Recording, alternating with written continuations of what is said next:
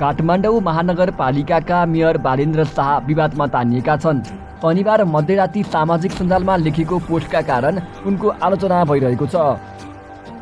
राति करिब 12 बजे पोस्ट गरेको स्ट्याटसमा बालेले अमेरिका, भारत र चीनसँगै नेपालका प्रमुख राजनीतिक दलहरू नेकपा एमाले, काङ्ग्रेस, स्वतन्त्र पार्टी, राप्रपा र माओवादी केन्द्रलाई लक्षित गर्दै अशोभनीय अङ्ग्रेजी शब्द प्रयोग गरेका थिए। तिमीहरू सबै मिलेर पनि केही गर्न सक्दैनौ भन्ने आशयको वाक्यसहित उक्त अभिव्यक्तिपछि सामाजिक सञ्जालमा बालिन शाहको आलोचना भएको छ। आलोचना बढेपछि बालिनले केही समयमै स्ट्याटसलाई डिलिट गरेका थिए।